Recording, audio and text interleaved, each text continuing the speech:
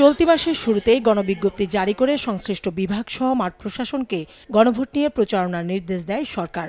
সবশেষ শিক্ষা প্রতিষ্ঠানগুলোতে গণভোট নিয়ে প্রচারণা চালাতে বিশ্ববিদ্যালয় মঞ্জুরি কমিশনের সঙ্গেও বৈঠক করে। এরপরই সরকারের নিরপেক্ষতা নিয়ে শুরু হয় আলোচনা।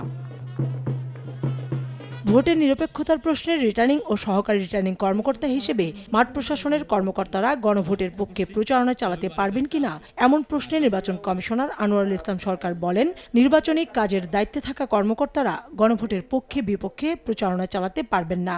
তবে সরকারি কর্মকর্তাদের বিষয়ে কোনো প্রশ্নের জবাব দেননি তিনি।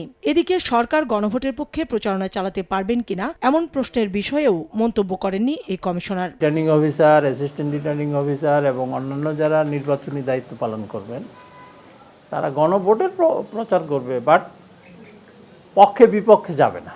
মাঠ প্রশাসন বলতে তো রিটার্নিং অফিসার, অ্যাসিস্ট্যান্ট রিটার্নিং অফিসাররা না। প্রশাসন জিনিসটা হলো সম্মিলিত বিষয়। অন্তর্বর্তীকালীন সরকার, এটা রাজনৈতিক কোনো সরকার না। এখানে তো কোনো প্রার্থী নাই। এই বিষয়ে আমি কোনো মন্তব্য করতে চাচ্ছি না।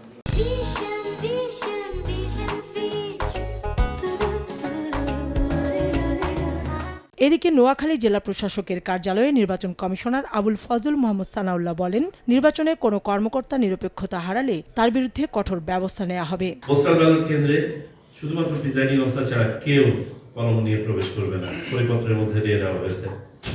সাংবাদিকরাও নয়, পর্যবেক্ষকও নয়। ভোটের দিন কেন্দ্রের সীমানায় কোনো জটলা সহ্য করা হবে না বলেও হুঁশিয়ার করেন এই কমিশনার। একটা হচ্ছে নিজের ভোটার। কাউসার চৌধুরী কুমু, সময় সংবাদ, ঢাকা।